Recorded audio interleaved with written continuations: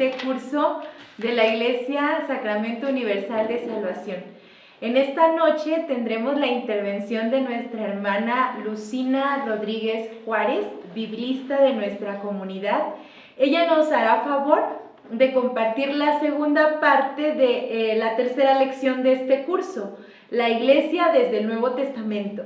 La vez anterior ya íbamos viendo cómo la visión de la Iglesia desde los escritos del Nuevo Testamento empieza con los evangelios sinópticos, y en esta ocasión la Madre Lucina nos complementará con otros escritos que también nos presentan a la Iglesia desde su composición en general, desde su estructura, desde sus bases. Pues queda con ustedes la Madre Lucina. Esperamos al final su participación, sus comentarios, sus preguntas. Estamos para servirles. Buenas noches, queridos hermanos. Es un gusto compartir con ustedes esta lección que, como ya les comentaba la hermana Goretti en la presentación, es hablar de esta iglesia, una iglesia vista en el Nuevo Testamento. Gracias por su paciencia. Yo creo que todo, ¿verdad? A veces los inconvenientes es también para que nosotros crezcamos en la paciencia, también en la caridad. Y bueno, pues vamos a iniciar con nuestro tema. Los invito a hacer una pequeña oración para que nosotros pues nos dispongamos en este mensaje del Señor, y también sabemos que somos parte de esta iglesia, que somos bautizados, y que dentro de esta experiencia también nos corresponde una función. Tenemos un trabajo que realizar, una proyección misionera sin duda, y sobre todo en estos tiempos que nosotros estamos viviendo con iglesias a puerta cerrada, pero tenemos que saber que en todos los contextos de estos otros libros que van a conformar el Nuevo Testamento, pues bueno, vamos a encontrar ahí que la iglesia también fue perseguida, la iglesia quiso ser callada, pero cuando todo es de Dios, cuando el plan es de Dios, cuando el proyecto es divino y la iglesia que tiene como fundamento a la roca fundamental que es Cristo, todo va a seguir adelante.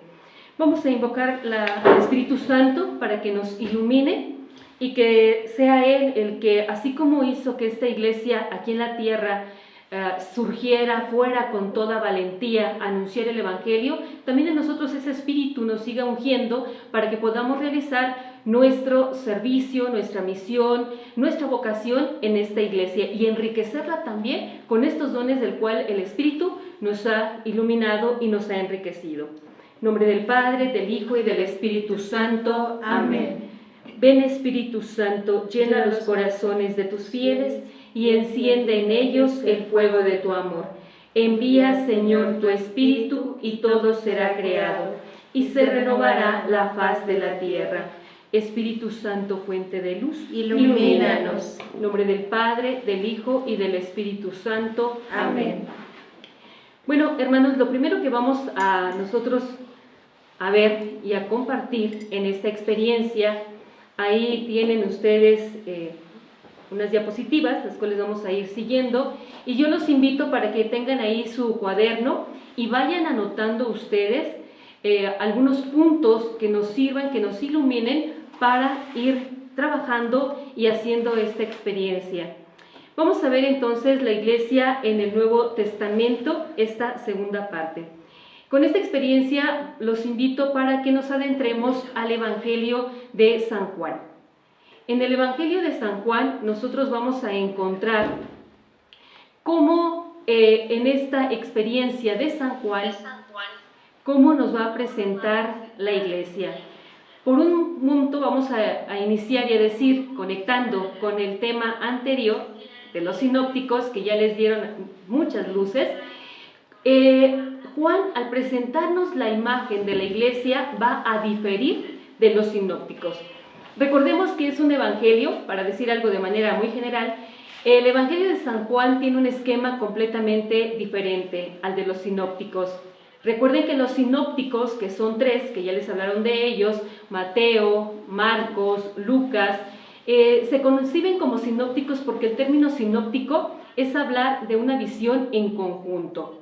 Lo conocemos a los tres con la temática que va llevando, pero pareciera que al irlo leyendo vamos leyendo los tres. Claro que cada uno tiene un trabajo muy diferente.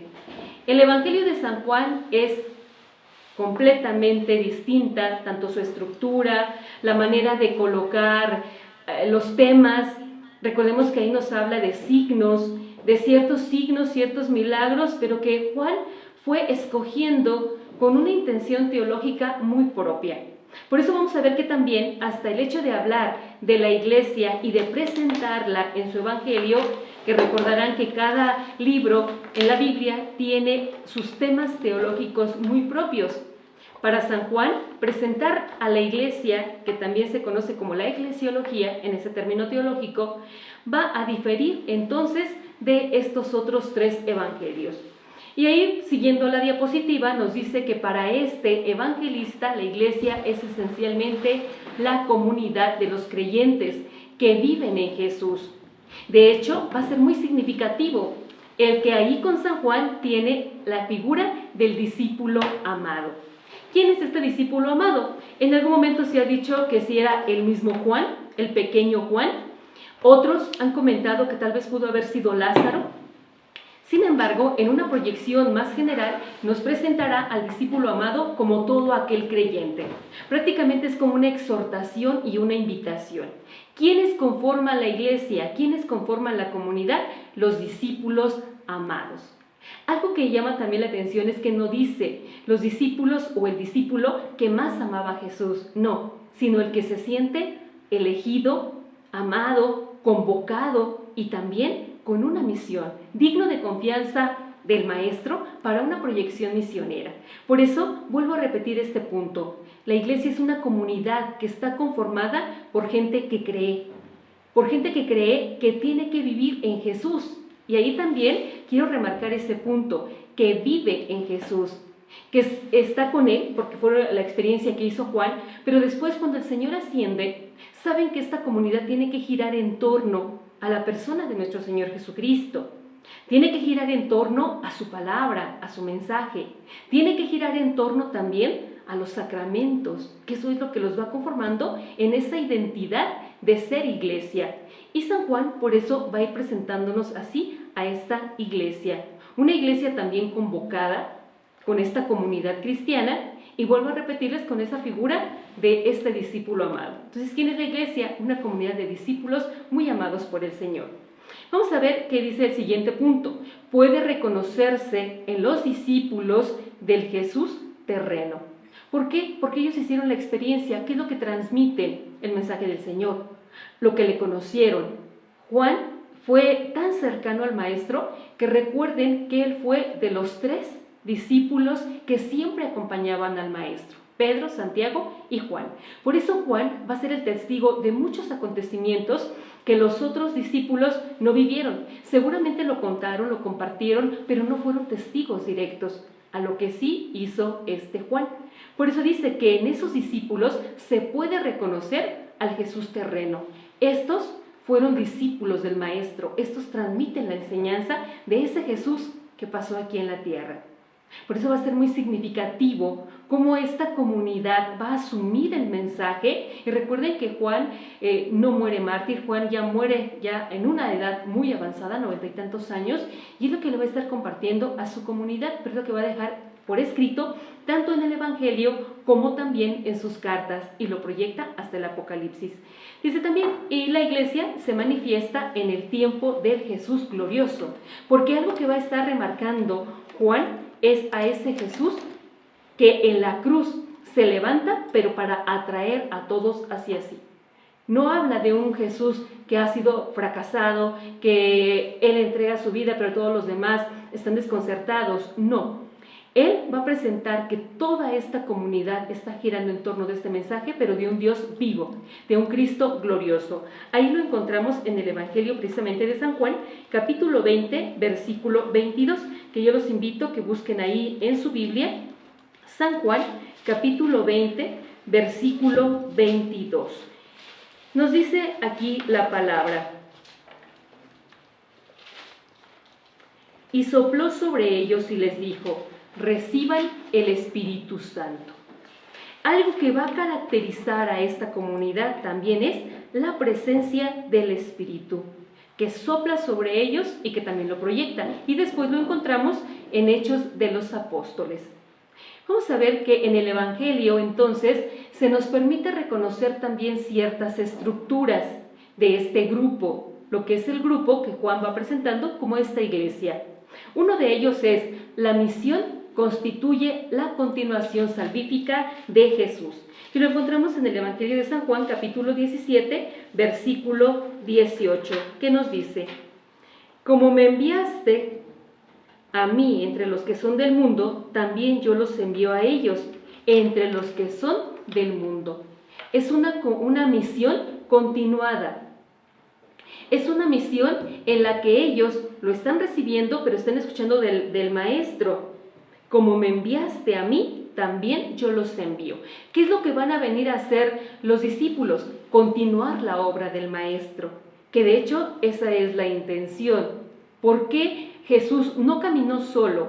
¿Por qué no hizo todo solo? No, sintió la necesidad de una comunidad formada en el transcurso de todo este camino, para que ellos fueran aprendiendo, fueran recibiendo, vieron el mensaje, vieron los acontecimientos, vieron hasta los gestos del Señor, escucharon el mensaje y fueron aprendiendo, para que después, en el momento de la ascensión, Él los envíe, los proyecte y entonces los deja responsables de esta continuidad salvífica. Otro de los puntos ahí en el capítulo 20, versículo 21, donde nos dice, los discípulos continúan la misión de Jesús entonces como enviados suyos.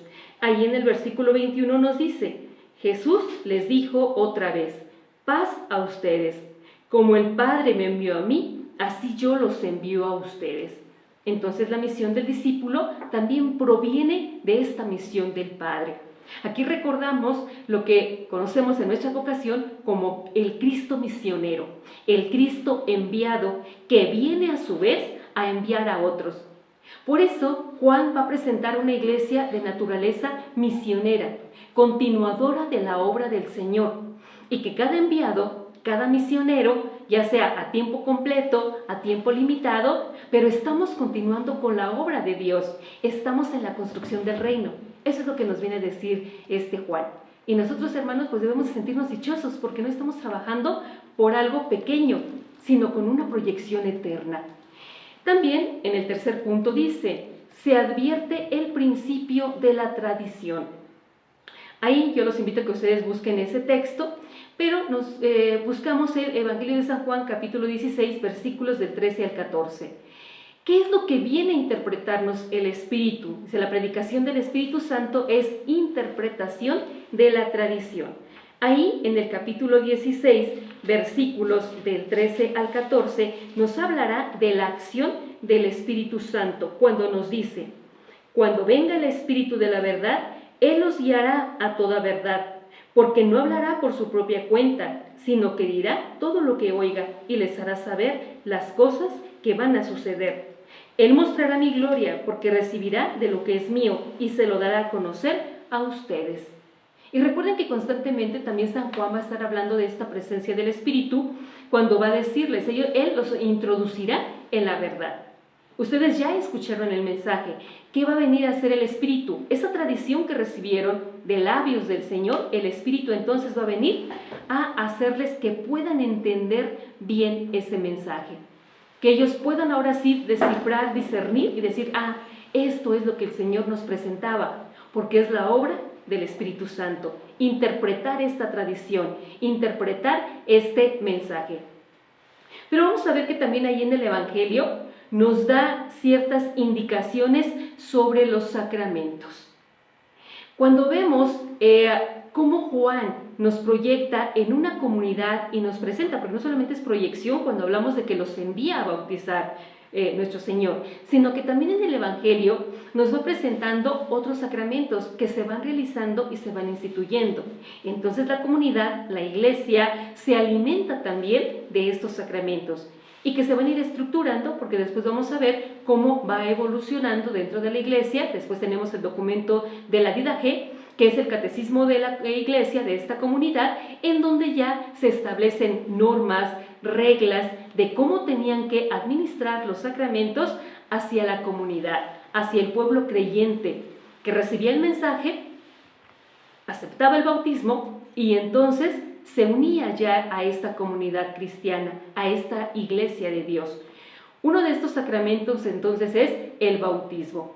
Recuerden, aquí nada más lo comento a grandes rasgos, tienen ahí el texto que ustedes pueden buscar, después leer, Evangelio de San Juan, capítulo 3, versículos 11 y siguientes, y en el capítulo 1, versículo 33, ese diálogo con Nicodemo.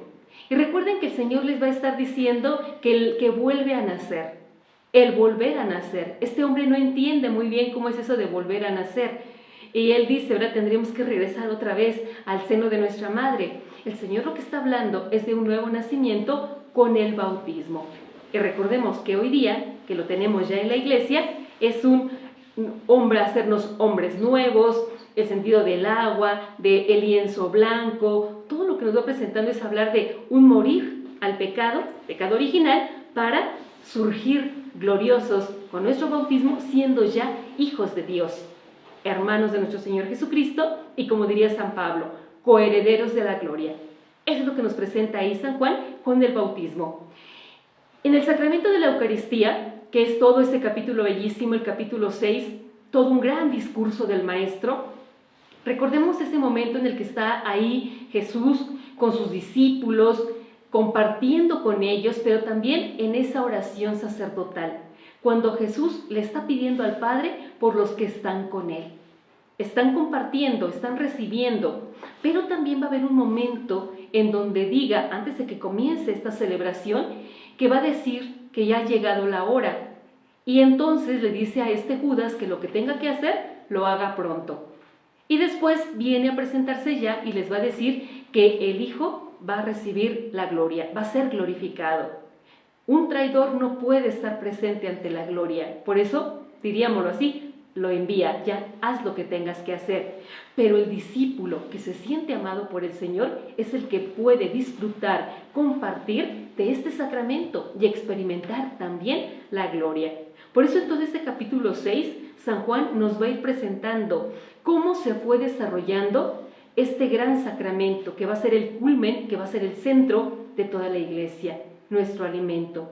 Pero también en el capítulo 20, versículo 23, va a hablar de perdonar los pecados, cómo les da autoridad el Señor a sus discípulos para que puedan perdonar y de qué manera lo tienen que hacer. Entonces encontramos ahí el sacramento de la confesión.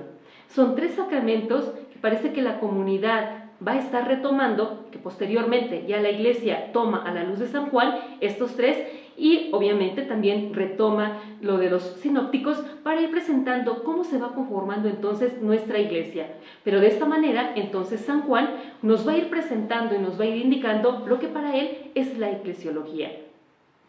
Otro personaje no menos importante y un gran misionero, San Pablo, que también para él es algo fundamental percibir cómo él encuentra esa comunidad y cómo la proyecta. Aquí con San Pablo, dado que tiene tantas cartas, va a irnos presentando diferentes imágenes. Imágenes que en su momento nos vienen a iluminar para entender entonces la organización, el trabajo de cada uno que conforma esta iglesia. Sí, somos una comunidad, todos conformamos la iglesia, pero no somos una masa solamente, sino es una iglesia conformada por individuos, por cada uno de ellos, enriquecidos con los dones del Espíritu, pero que a su vez formamos un cuerpo y la cabeza es Cristo. Y vamos a adentrarnos ahí lo que nos dice la diapositiva. San Pablo entonces, él no habla de pueblo de Dios como en los otros autores de los evangelios. Y eso lo podemos encontrar ahí en Romanos capítulo 9, versículo 25, segunda carta a los Corintios capítulo 6, versículo 16b. Él no habla tanto del pueblo de Dios porque él ya se mete con el término eclesia. La eclesia, que en griego, en español es la iglesia. Por eso de ahí el término eclesiología, todo lo que corresponde a lo que es la iglesia, cómo está conformada, cuál es su labor, la realización de nuestro Señor o de la Trinidad en esta iglesia. Vamos a ver que entonces el término iglesia, que es el término que Pablo prefiere, lo encontramos en todas las cartas. Pero fíjense que este término de eclesia lo va a retomar Pablo en el concepto del Antiguo Testamento.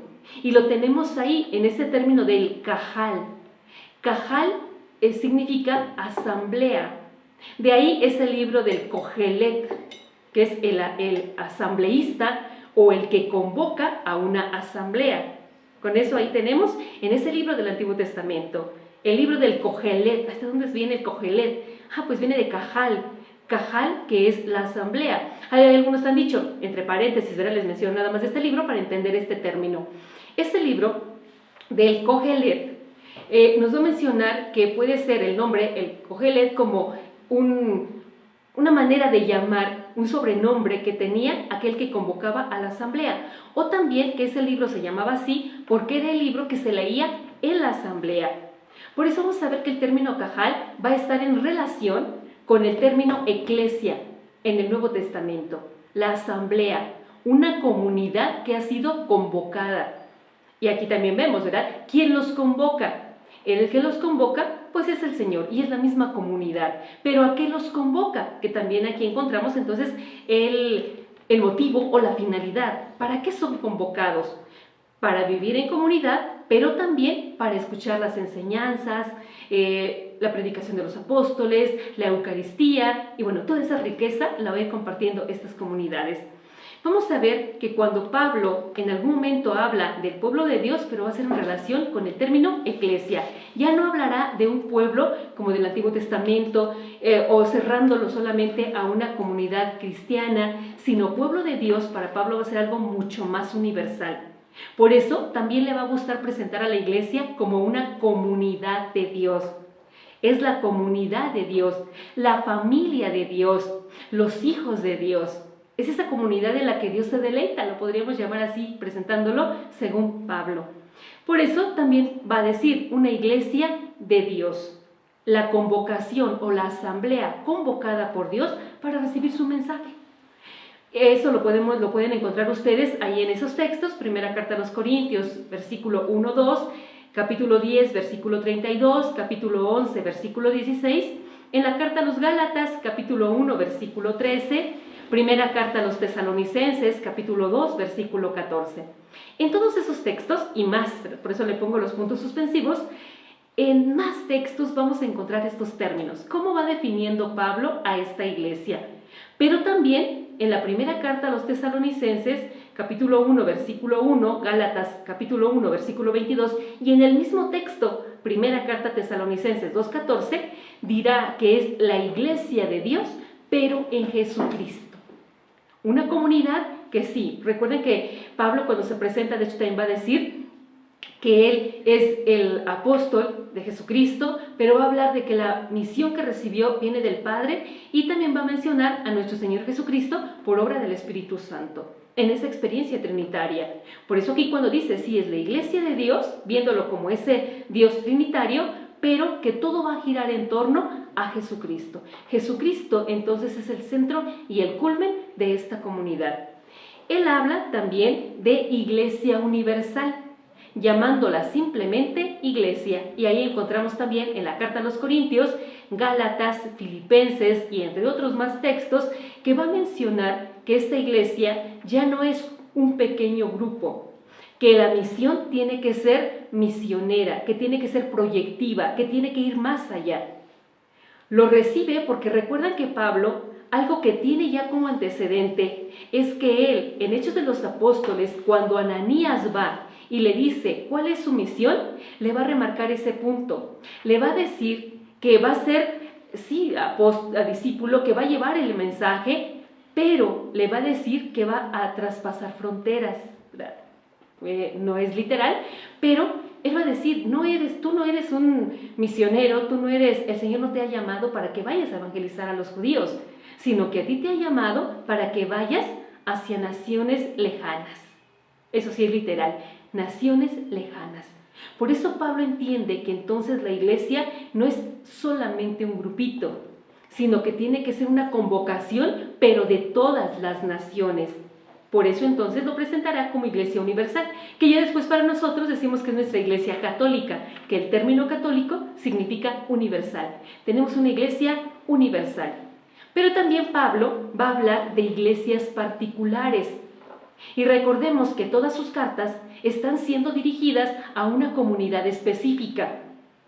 Estas, también va a decir Pablo, estas son las iglesias de Dios. Pero no es porque sean muchas o porque haya variedad o como hoy día lo encontramos, ¿no? Que la iglesia de los santos de los últimos tiempos y acá pues de los nuevos tiempos y más allá de los otros tiempos, ¿verdad? No es hablar de diferentes, eso ya es sectarismo. No, aquí cuando habla de las iglesias de Dios es una iglesia universal, pero cuando él va a ver a cada comunidad que ha establecido y fundado su iglesia, entonces va a decir, estas son las iglesias particulares, pero al final son las iglesias de Dios, que se manifiestan porque proyectan el mensaje, lo transmiten y siguen de ahí mandando más misioneros a todo el mundo. Entre estas, ¿verdad?, tenemos la iglesia de Corinto, la iglesia de Roma, la iglesia de Tesalónica. En general, en cualquier otro lugar en donde se tenga esa iglesia establecida, fundada, misionera, que se lea el Evangelio, que se transmita la enseñanza de los apóstoles, es la iglesia de Dios. Pablo también va a exhortar a que esta iglesia tiene que vivir en una unidad.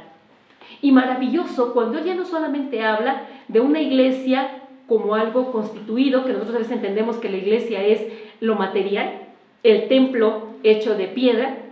No, Pablo va a hablar de que esta iglesia somos todos, pero para que lo entendamos mejor le coloca una imagen que va a ir más allá cuando lo presenta como un cuerpo. Cuando él dice, todos forman el cuerpo de Cristo. Lo encontramos ahí en la carta a los Romanos, capítulo 12, versículo 5, la primera carta a los Corintios, capítulo 12, versículos 12 y 27, cuando pone este ejemplo. Todos formamos entonces este cuerpo. La iglesia, entonces, como lo va presentando ahí la diapositiva, y ustedes pueden ir siguiendo ahí con sus anotaciones, la iglesia entonces es también el cuerpo de Cristo. La iglesia es Cristo en su cuerpo. Por eso cuando él va presentando que si el pie, la mano, ¿verdad?, el pie no le puede decir a la mano no te necesito, o también poner el ejemplo, si nos machucamos un dedo del pie pues nos duele todo el cuerpo reacciona, ¿verdad?, todo el cuerpo salta. Va a decir así todos nosotros, todos conformamos una partecita de ese cuerpo, pero ¿quién es la cabeza? La cabeza es Cristo. Por eso nosotros conformamos ese cuerpo y tenemos que ir en armonía y tenemos que ir colocando nuestros dones para que ese cuerpo pues esté bien, no esté afectado. Pero cuando él habla de la cabeza del cuerpo, que es la iglesia, que nos lo dice la carta a los Colosenses, capítulo 1, versículo 18, va a presentar en virtud de la supremacía, la superioridad que tiene Cristo. Por eso, esta estructuración que presenta del cuerpo, que dice que ningún elemento, ninguna parte del cuerpo es más o menos, porque al final todos somos ese cuerpo, pero va a mencionar aquí, en virtud de la ordenación dispuesta por Dios. Eso lo encontramos en Efesios capítulo 1, versículo 22. Esa disposición del cuerpo la hace el Señor. Unos harán la función del pie, otros de la mano, otros del corazón. Cada quien tiene una función dentro de la iglesia, pero vuelvo a repetirles, todos tienen una función y cada función es importante. No hay un elemento o una parte del cuerpo menos. Por eso vamos a ver que la idea de la cabeza, como la presenta Pablo, es la ordenación de Cristo a la iglesia. El que Él sea la cabeza implica la superioridad de Cristo. De la cabeza proviene todo, se genera todo, movimiento, ideas, la razón, todo. Sí, y la cabeza entonces es la que mueve, la que proyecta, la que en su momento también sostiene. A lo mejor podríamos decir aquí, pero el cuerpo se está sosteniendo a la cabeza. Sí, pero si hay un infarto cerebral, pues el cuerpo se viene abajo. Por eso vamos a percibir entonces que Cristo es nuestro Señor. Por eso siempre Pablo va a estar hablando de la supremacía de nuestro Señor Jesucristo, la piedra fundamental. Hablando de que entonces de Él viene, de Él proviene todo y por eso vivimos y la iglesia está en Jesucristo. Y la iglesia lo que hace es estar subordinada a Cristo con respecto a Él. Por eso recordemos que toda esa jerarquía que después se va a ir estableciendo en la iglesia, que tenemos al Papa como representante de Cristo y de ahí todos los demás conforman lo que es el magisterio, claro, hablará de alguien que va llevando adelante, como una figura de Cristo. Dice, pero el Papa tiene que ser muy obediente también a Cristo, muy iluminado por el Espíritu. Cristo entonces es el fundamento imperecedero de la Iglesia y es su meta permanente. ¿Hacia dónde va la Iglesia? La Iglesia va hacia donde le escuchó decirle, y eso retomamos el Evangelio de San Juan cuando dice el Señor, Padre, te pido por estos para que donde yo esté, estén también conmigo los que tú me has dado. Pablo está trabajando por ello. Pablo también va a presentar que él corre hacia la meta con miras de ganar a Cristo. Y por eso él también va a estar presentando que él está temeroso de que en la carrera, en el camino, pues se quede afuera y no participe de esta gloria, de estar ya con el Señor. Recuerda que hay un momento en el que él también dice que ya se quiere morir para estar ya con el Señor, gozar de su dulzura. Pero bueno, dice, si todavía conviene que yo me quede aquí trabajando, laborando aquí en la iglesia o en las iglesias, dice, pues yo me quedo. Pero, dice, porque algo que la iglesia nunca debe de perder de vista, su meta, hacia dónde va, hacia dónde se proyecta. Otra imagen que Pablo coloca también es la de el templo de Dios. La iglesia como templo de Dios, templo de la divinidad. Recuerden que en el Antiguo Testamento, y bueno, Pablo, siendo judío, tiene esta idea del templo de Jerusalén. El templo, el lugar donde Dios habita, el lugar del santo de los santos. Recuerden que por eso Jerusalén se sentía pues la ciudad santa. O sea, tenemos ese templo, tenemos esa maravilla, tanto por la construcción como por lo que estaba dentro, la presencia de Dios. Por eso Pablo va a retomar también esta imagen, el templo de Dios. Pero ¿cómo nos lo presenta en la primera carta a los Corintios, capítulo 3, versículos 16 y siguientes? La iglesia es el lugar donde habita el Señor. Es la casa de Dios. Es el lugar donde somos convocados, donde nos reunimos, pero para estar con el Señor. Recuerden que en el Evangelio de San Marcos va a decir que Él elige a los discípulos primero para estar con Él y después para enviarlos a predicar. Aquí retomo esa expresión de Marcos porque es maravilloso cuando todos somos bautizados, que somos llamados a ser discípulos, que somos llamados a ser también misioneros y que entonces el Señor nos invita a estar con Él. ¿Dónde? En este ambiente de iglesia. El conformar la comunidad, que no somos islas, que somos una comunidad reunida en torno a nuestro Señor. Por eso el hecho de decir la iglesia es el lugar donde Él habita, donde yo me siento bien, donde yo quiero estar, de donde yo no quiero salir, porque es ahí donde el Señor está, donde Él me convoca y donde yo recibo mi alimento con su palabra o con la Eucaristía, como lo vamos a ver más adelante. En la segunda carta a los Corintios, capítulo 6, versículo 16, nos habla de una comparación. La comparación nos subraya más la necesidad de vivir en una auténtica santidad.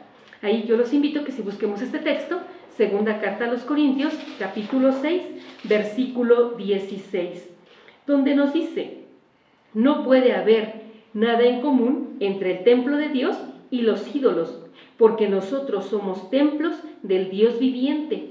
Como Él mismo dijo, viviré y andaré entre ellos, yo seré su Dios y ellos serán mi pueblo.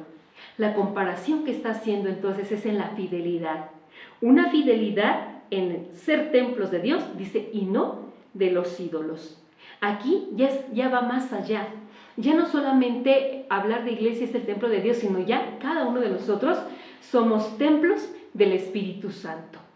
Cada uno de nosotros que conformamos este templo de Dios, la iglesia. Por eso vamos a ver que remarcando esta parte de renunciar a la idolatría, renunciar a todo lo que nos separe de Dios, y por eso vuelvo a retomar ahí el versículo donde dice, viviré y andaré entre ellos, yo seré su Dios y ellos serán mi pueblo. Estamos recordando esa alianza del Antiguo Testamento. Recuerdan que la alianza del Antiguo Testamento era en eso. Ustedes renuncien a todos los demás dioses y acepten a mí como su único Dios verdadero. Cuando nos presenta esta imagen, entonces es renuncio a todo lo demás, a los ídolos, a todo lo pagano, para entonces reunirme con Él, a hacer esta alianza. Yo te acepto a ti como mi Dios y entonces yo seré tu templo. Yo seré tu templo. Cuando remarca ahí, ¿verdad? Y yo estaré ahí también en medio de ellos. Vamos a ver en Efesios capítulo 2, versículo 21, la idea de la construcción, el que nos vamos construyendo en esta imagen de este pueblo. Efesios capítulo 2, versículo 21. Retomando ahí la palabra y dejándonos iluminar por ella, nos presenta entonces ahí San Pablo, capítulo 2, versículo 21, que dice: en Cristo todo el edificio va levantándose en todas y cada una de sus partes, hasta llegar a ser en el Señor un templo santo. Por eso aquí esta idea de construcción nos lleva a participar, cada quien con su vocación específica, activamente en la formación de iglesia. Y vean, hermanos, que esto es maravilloso en esta construcción. Papá, mamá, abuelo, abuela, los que conformamos esta construcción, entonces vamos edificando, sacerdotes, religiosos, misioneros, laicos o los fieles laicos, todos, dice, colaboramos con esta construcción. ¿Pero qué estamos construyendo? El templo santo de Dios. Dice, para levantar y entonces llegar a esta construcción. Vamos a ver, con todo esto que hemos dicho, ya una recapitulación de la importancia de la palabra de Dios en la iglesia. Cuando nosotros hablamos de que esta iglesia, cómo surgió, cómo se proyecta, de dónde recibe, para que nosotros podamos decir, bueno, nuestra iglesia no es una invención humana, nuestra iglesia no es la que inventó o fundó cierto personaje. Y recordamos ahí, ¿verdad?, algunos que hasta tienen nombre, que la iglesia, la luz del mundo, que ahorita su líder está ahí siendo sentenciado por algunas cosas malas que realizó, o con algunos otros, ¿verdad?, que pues sí, estableció su iglesia, murió y ahí quedó. Vamos a ver que nuestra iglesia, fundamentada en Cristo, recordamos que la palabra es la que nos viene a iluminar y nos viene a decir de dónde surge, pero también es la palabra de la cual se alimenta. Por eso es maravilloso cuando nosotros vamos viendo todo el desarrollo, tanto en los evangelios como después la experiencia en Hechos de los Apóstoles de esta comunidad. Cómo esta comunidad surge de la oración, de que a la luz del Espíritu, entonces debe transmitir el mensaje y las palabras del Maestro. Por eso vamos a ver que la iglesia es animada por el Espíritu Santo. Y recordemos ahí en nuestro segundo curso, ¿verdad?, cuando hablamos de vida en el Espíritu, que esta iglesia en Pentecostés recibe el fuego, recibe el soplo, y esta iglesia entonces cobra vida y es su motor y sale, ¿verdad? Por eso constantemente va a estar siendo animada. Recordemos también la experiencia del mismo Pablo, cuando dice que el Espíritu era quien lo guiaba. Recuerdan que dice que él quería ir a un lugar y el Espíritu lo arrebata y se lo lleva a otro lado. Recordemos que Felipe iba con el eunuco y dice que el Espíritu lo toma y se lo lleva a otro lado. La iglesia constantemente va a estar sintiendo esta experiencia y esta presencia del Espíritu, enriqueciendo sus dones y también viendo cómo se está derramando hasta con los no judíos. De hecho, recuerdan que Pablo se sorprende y le va a decir a los otros cuando le reclaman: oye, ¿por qué vas a la casa del centurión? Oye, yo vi cómo el Espíritu se derramó. ¿Quién soy yo para cortarle o para decirle al Espíritu que no, que con los paganos no?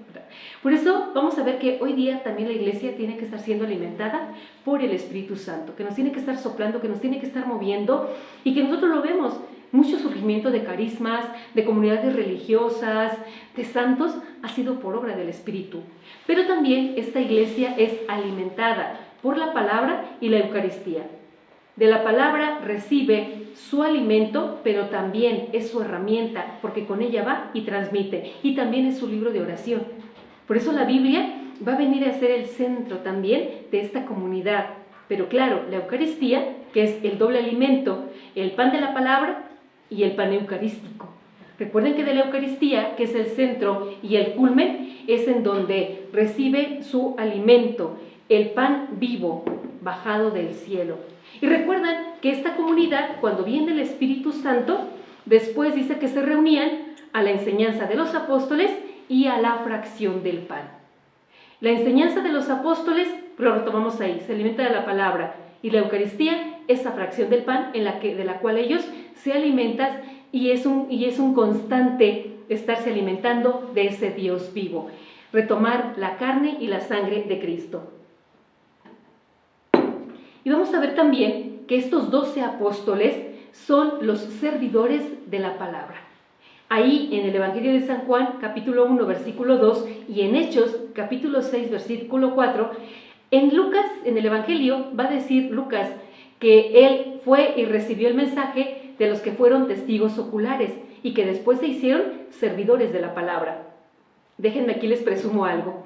El cardenal Martini, en un libro que se llama Vocación en la Biblia, él va a hablar de que cuando Lucas va presentando esta comunidad de servidores de la palabra y después va a ir proyectando todo el servicio a la palabra, y en Hechos de los Apóstoles proyecta a esta comunidad misionera hablando de la palabra y que la palabra no está encadenada y que se recibe la palabra y se transmite la palabra, dice el cardenal Martini, Lucas presenta que lo que Jesús quería era formar una comunidad de servidores de la palabra. Cuando yo escuché eso, yo dije, wow, somos la comunidad que el Señor siempre soñó, que el Señor hizo surgir, porque cada discípulo tiene que servir a la palabra en todos los aspectos. Por un lado, y eso es lo más desafiante, ¿verdad?, vivirla, porque se sirve a la palabra cuando se vive la palabra, o se esfuerza uno por vivir la palabra. Se sirve a la palabra cuando la transmitimos, se sirve a la palabra cuando oramos, se sirve a la palabra cuando estudiamos. Hay muchas proyecciones en ese servicio hacia la palabra. Por eso el servidor de la palabra no solamente es el título, sino es una proyección magnífica de lo que implica ser un servidor de la palabra. Bueno, y que a nosotros, la comunidad de servidores de la palabra, el Espíritu nos ilumina para que podamos entender la grandeza de este nombre. Como apóstol, Pablo pues también fue un servidor de la palabra. Pablo se ocupa en el servicio del Señor. Lo vemos ahí en Hechos capítulo 23, versículo 1. Pero el servicio a la palabra en esta iglesia también conlleva persecución. Los apóstoles y los diáconos sufren persecución por la predicación. Y recordemos, por eso no les pongo un texto específico, toda la lectura de Hechos de los Apóstoles nos lo menciona. Recuerden que apenas Pedro y Juan se están estrenando como discípulos, como predicadores, e inmediatamente ya vienen y los quieren callar. Los llevan a la cárcel, ahí los van a azotar, pero dice, ellos salen contentos y gozosos por haber sufrido en nombre de nuestro Señor Jesucristo. Nada los calla. De hecho, están en la cárcel, pero ellos siguen ahí predicando. De hecho, lo encontramos con Pedro y con Pablo. Están en la cárcel y la palabra sigue haciendo su efecto y hay conversiones y hay gente que se está bautizando. Recordemos a Esteban, el primer mártir, el protomártir, pero también hagamos mención de Santiago, que fue el primero de los discípulos en ser martirizado por Herodes. Y así, ¿verdad?, toda la secuencia nos va hablando entonces de persecución y martirio.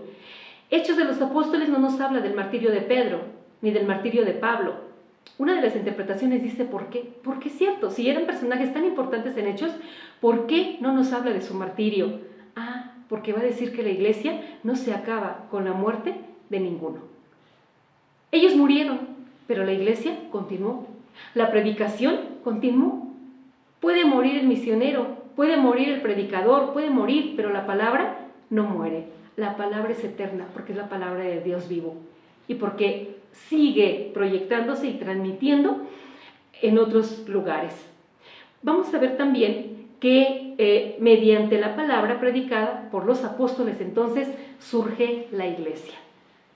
Surge la iglesia cuando esta palabra se ha proclamado, cuando esta palabra se transmite, cuando esta palabra toca el corazón.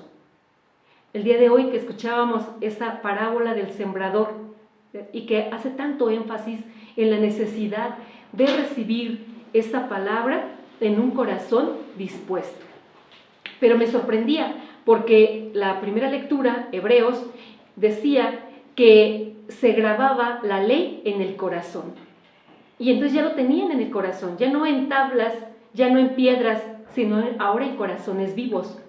Yo unía esas dos partes y decía, cierto, esta palabra que ahora me presenta aquí el evangelista, entonces me está hablando de que esa palabra ya llega al corazón y queda tatuada, queda marcada, queda sellada. El corazón se sella con esta palabra. Por eso, vuelvo a repetir, la iglesia va surgiendo en la medida en la que nosotros predicamos y cómo en esa predicación, y yo creo que muchos lo hemos hecho experiencia, que al predicar la iglesia se reaviva, otra vez la iglesia convoca y otra vez cada uno de nosotros siente la necesidad de ir a la iglesia, a esta iglesia, esta convocación de unidad de cristianos para poder recibir la palabra y recibir la Eucaristía. Por eso vamos a ver que la palabra es su fuente y su fuerza interior permanente. ¿Qué es lo que hace? La reúne. Esta comunidad reunida escucha la palabra, la acoge. Aquí hay algo que a lo mejor me he escuchado decir en algunas otras ocasiones, la calidad de oyente de la palabra.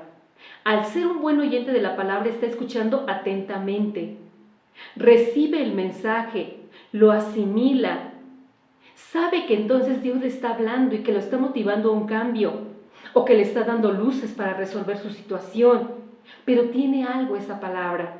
Por eso, lo que va a venir a realizar esta palabra es una realidad salvífica. ¿Qué es lo que hace el creyente? Una experiencia de fe, y por eso cree. Cree por lo que ha recibido, cree por su experiencia, no por lo que otros le dicen. Y de hecho tampoco ya ni siquiera se va a fijar en el mal testimonio de los demás. Porque recordemos, ¿verdad?, que a veces muchos van a la iglesia y ¿qué es lo que dicen? Ah, para eso los que vienen, mira cómo viven, claro, también está el reto de pues dar un buen testimonio. Pero quien va se fija solamente en Dios y se fija en lo que le falta, no en lo que los demás tienen o no tienen. Por eso ve las luces, las asimila, ve el mensaje de Dios y lo proyecta. De ahí es que haga una experiencia entonces de fe. ¿Cuáles son los elementos constitutivos de la comunidad? Y con esto vamos terminando. Los elementos constitutivos de la comunidad, como lo colocamos ahí en lista, es una comunidad que se reúne. Como ya lo hemos comentado constantemente, es una comunidad que al ser convocada, hay una necesidad también de reunión. En esa necesidad de reunión, de acercarse y ir con el Señor, hacer esta experiencia de Dios, porque recuerden eso que les mencionaba, que el Señor nos llama para estar con Él. Entonces para eso nos reunimos, para estar con Él, para orar, para hablarle, para que se haga presente en nosotros, porque recuerden que dijo que donde están 2 o 3, ahí está el Señor. Por eso la reunión es para eso, para estar en presencia de Él. Pero también en esa reunión, precisamente lo que va a provocar es sentirnos y llamarnos hermanos. Es la experiencia que hacían los cristianos en esta primera comunidad en Hechos de los Apóstoles. Una comunidad que se siente familia, donde hay fraternidad, donde todos comparten lo que tienen, donde no hay necesitados, porque si había un necesitado, el que tenía iba y le daba, que había una mesa en común. Entonces de ahí todos se sentían en esa hermandad, en esa fraternidad. Por eso dice, tenían un solo corazón, una sola alma, un solo Dios, un solo bautismo. Y por eso esa calidad de hermanos. Y yo creo que a veces hacemos la experiencia cuando apenas vamos llegando a la comunidad y que alguien sale por ahí, te saluda y te dice, buenos días hermana, buenos días hermano. Y yo, no, pero hermano, ¿por qué? Si yo no te conozco. Ah, porque nos hermanamos en la fe. Fíjense que aquí hay un dato significativo en hablar de esa unión fraterna por la fe. Se dice que esa fraternidad se establecen lazos tan estrechos que se pueden comparar, no llegan hasta el extremo, pero se puede comparar a una unión sanguínea. Pues decimos, este es mi hermano de sangre, yo doy mi vida por ellos, ¿no? Y no quisiera que nada les pasara. Pero cuando se habla de una unión por la fe, también tiene una relación tan estrecha que también nos duele lo que el otro le pasa. Tratamos de buscar algo, ¿verdad?, para solucionarle, para ayudarle a este hermano, a esta hermana. Dice, pero también es una comunidad enriquecida con diversidad de dones y que todos tienen que poner al servicio. Y donde hay maestros, donde hay profetas, donde nos enseñan, donde nos transmiten muchos carismas. ¿Quién los enriquece? El Espíritu Santo. Pero es una comunidad que no se queda con lo suyo, sino que lo que ha recibido gratis lo tiene que compartir con la misma gratuidad. Gratuidad, generosidad y alegría. Pero también donde vamos a ver que ya se empiezan a realizar ciertas imposiciones para instituir tanto presbíteros como diáconos. ¿De qué manera lo hacían? Con la imposición de manos. Recuerden que tanto en Hechos de los Apóstoles se dice que se instituyeron a los diáconos, que dijeron los apóstoles, nos están reclamando que no se atienden a las viudas. Entonces, nosotros no podemos dedicarnos a ello porque ¿quién va a predicar? O predicamos o nos dedicamos a la atención a las viudas. Entonces, por eso dicen, hay necesidad de otro grupo. Nosotros nos dedicamos a la predicación y que ellos vengan a atender las mesas, a atender a las viudas en un servicio de diaconía. Por eso instituyen a estos 7 que son los diáconos. Pero después vamos a ver en las cartas de San Pablo que se van a ir instituyendo también a los que se conoce como presbíteros, que el término presbítero, anciano, a los ancianos, ya con ciertas funciones específicas que van a ir realizando. Posteriormente, en el desarrollo de la Iglesia hasta nuestros días, ya se habla de una jerarquía, donde ya hablamos de obispos, presbíteros, diáconos y todos los que conformamos esta Iglesia, nuestros fieles laicos. Por eso vamos a ver que todo surge de aquí, de la palabra. Encontramos esas luces que nos dice cómo estaba constituida, cómo se alimenta, cómo nosotros podemos hacer resurgir esa Iglesia, cómo hacerla vivir nuevamente con nuestro servicio, con un servicio alegre, con un servicio generoso, pero sobre todo, pues este testimonio de vida. Pues hermanos, le agradecemos a Dios, ¿verdad?, que nos ha hecho parte de esta Iglesia, que conformamos este cuerpo de Cristo, aún con nuestras debilidades, con nuestros pecados, pero también es sorprendente cuando nosotros vemos que esta Iglesia tiene este Cristo glorioso y resucitado. Nos presentamos así como Iglesia, con nuestras heridas, con nuestras llagas, pero que están siendo resucitadas y gloriosas por Cristo.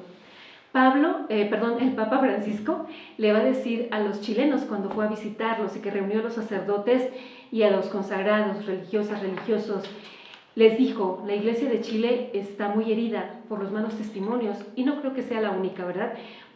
Donde más, donde menos, pero todos en su momento pues le fallamos al Señor. Pero el Papa Francisco les dice, presentemos así a nuestra Iglesia, con sus llagas, con sus heridas, pero dejemos que Cristo, con sus heridas y con sus llagas gloriosas, glorifique también nuestras llagas. Pues presentémoslo así y no dejemos de orar por nuestra Iglesia, y más ahorita que por un momento está siendo tan atacada, y por otro lado, pues con esa situación de la pandemia, cerradas. Pero que esta Iglesia, como lo veíamos en Hechos de los Apóstoles, no calla, sigue estando viva, sigue estando presente por estos medios. Por eso, hermanos, los invitamos para que pues ustedes sigan compartiendo todas estas actividades que tenemos en estas páginas para poder decirle al mundo, no, la palabra se sigue transmitiendo porque todavía hay gente que sigue apostando por el Señor y formamos parte. Y cada quien, ¿verdad?, desde donde esté, yo lo menciono así, cada quien desde su trinchera, vayamos a esta guerra, luchamos con esta guerra y cada quien, pero desde donde esté, cada quien desde su rincón, desde su lugar, desde su trinchera, desde allí lanzamos nuestras armas, para que nuestras armas, nuestros misiles, pues es la palabra, es el Evangelio. Transmitámoslo de esta manera, con alegría, que el Señor nos conceda, pues ser santos según como Él lo quiere para nosotros. Gracias.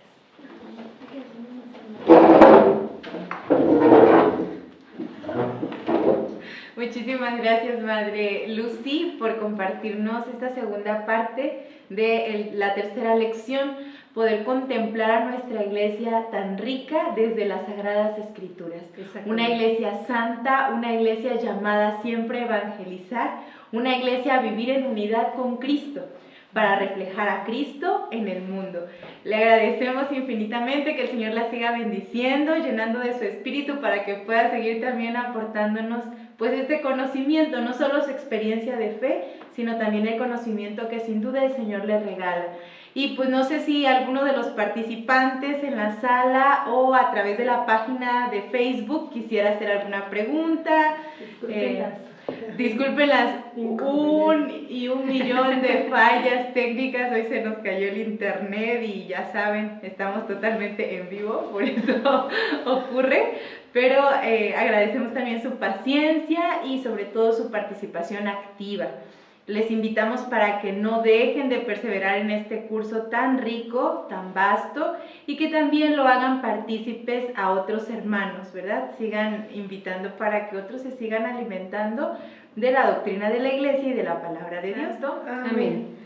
Padre lleno de misericordia, Dios de bondad, te damos gracias por esta oportunidad en la que no solo nos concedes llegar al final de una jornada más, sino que nos llenas con la sabiduría que de ti procede, al revelártenos en tu palabra y al fortalecer nuestra fe a través de este estudio en el que podemos, Señor, conocerte cada vez más y amar la riqueza que nos dejas en nuestra iglesia.